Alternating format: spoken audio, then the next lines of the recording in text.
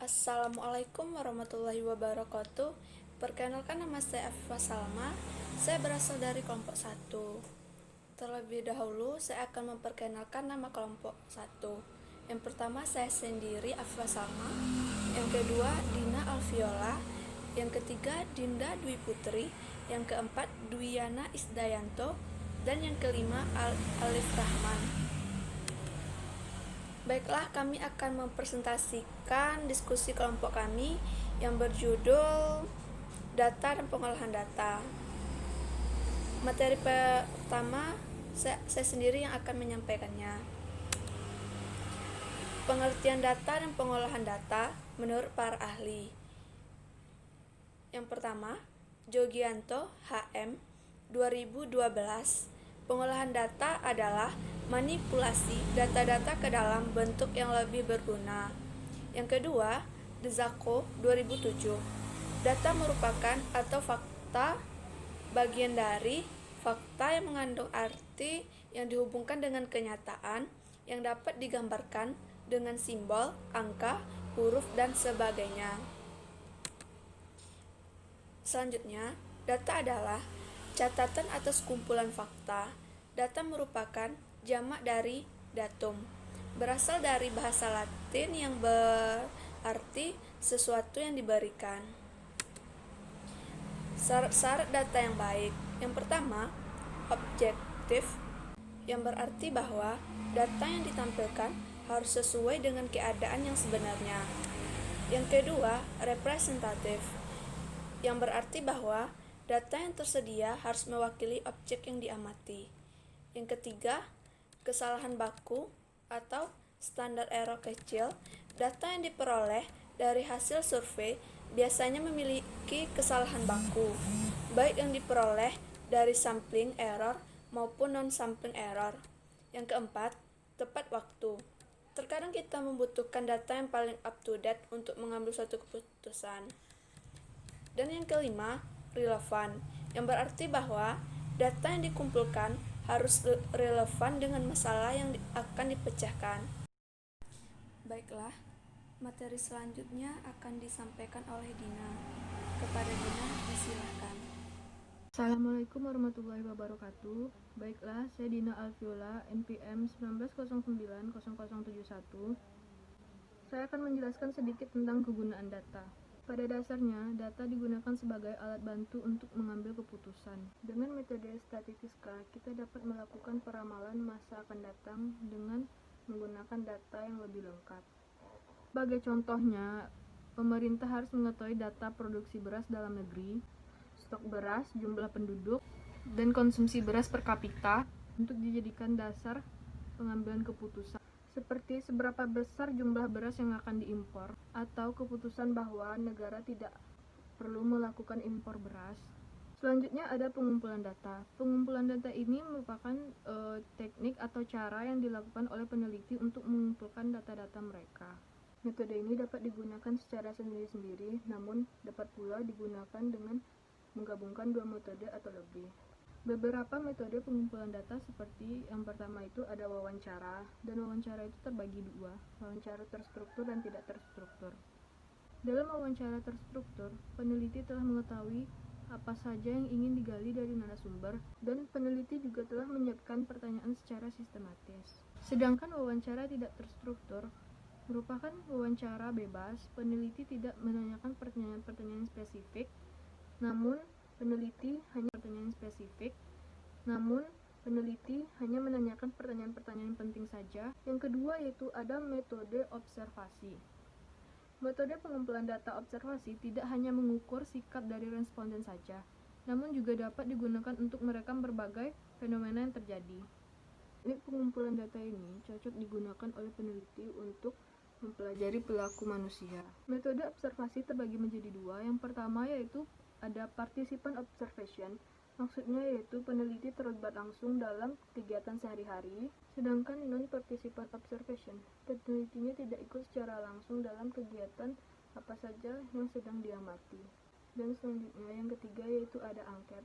Angket merupakan kumpulan data yang dilakukan dengan cara memberikan seperangkat pertanyaan tulis kepada responden.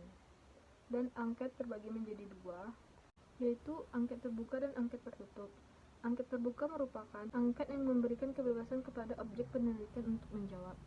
Sedangkan angket tertutup yaitu angket yang telah menyediakan jawaban yang dipilih oleh objek penelitian.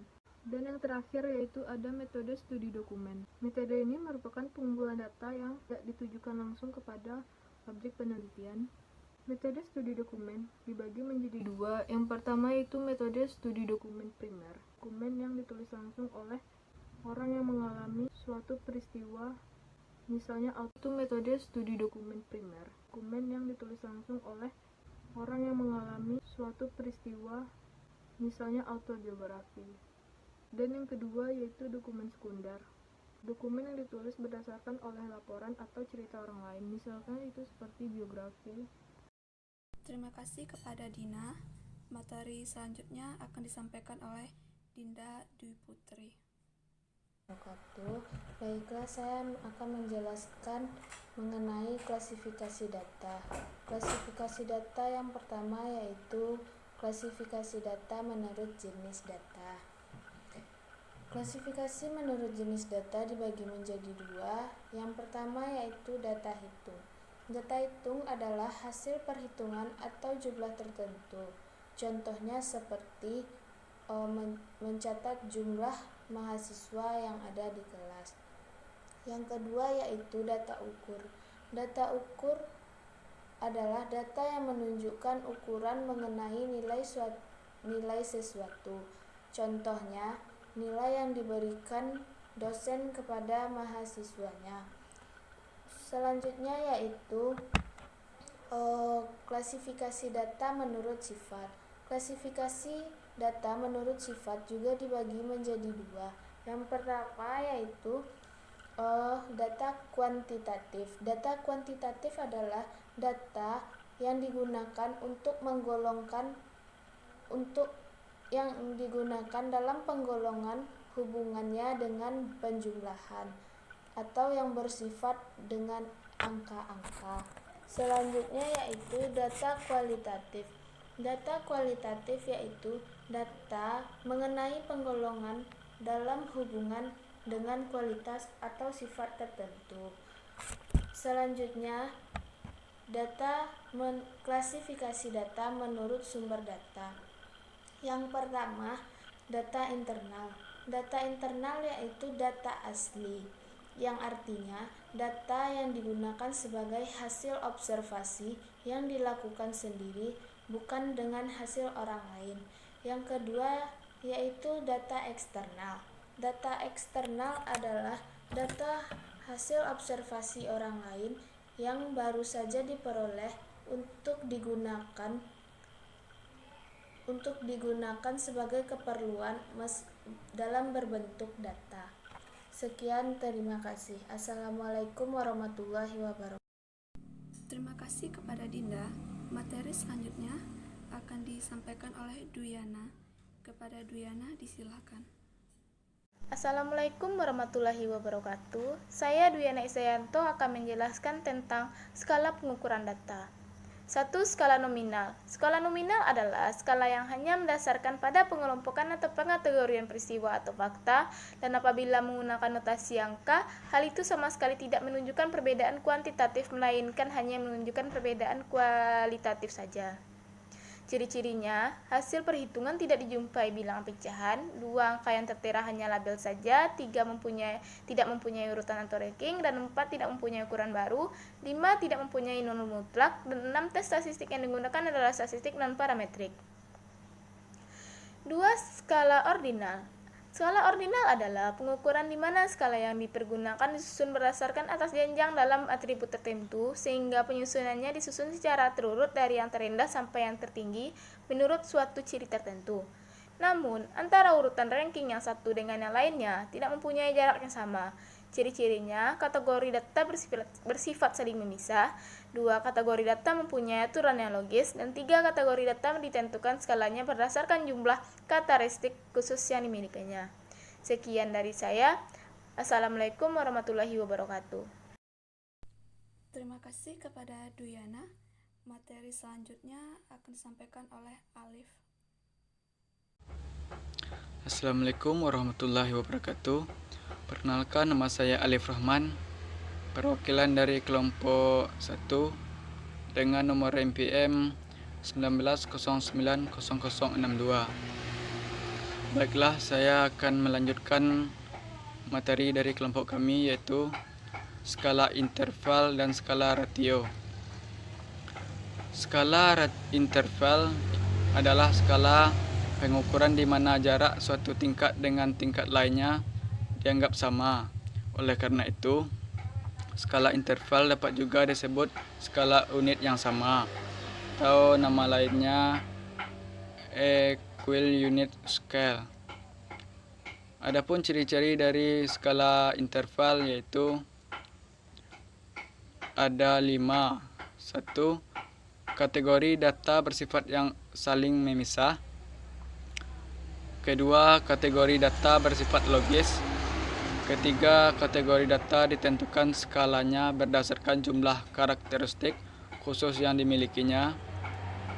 Yang keempat, perbedaan karakteristik yang tergambar dalam perbedaan yang sama dalam jumlah yang dikenakan pada kategori. Yang kelima, angka 0 hanya menggambarkan suatu titik dalam skala atau tidak punya nilai 0 absolut. Dengan demikian, skala interval merupakan skala yang menunjukkan jarak antara satu data dengan data yang lain dan mempunyai bobot yang sama.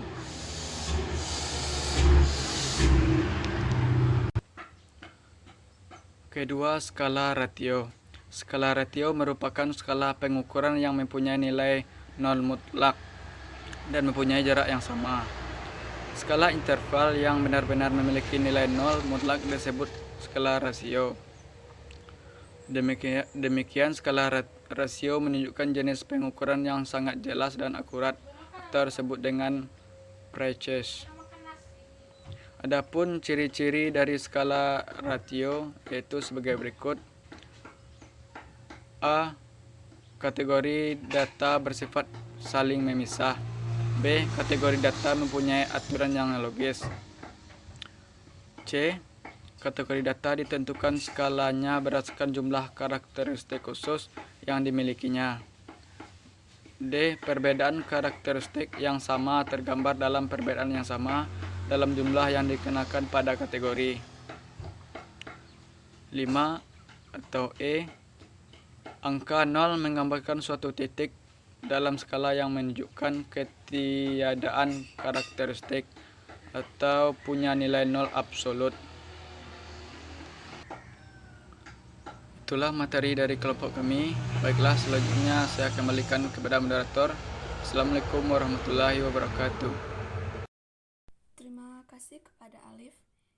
Itulah hasil diskusi kelompok kami.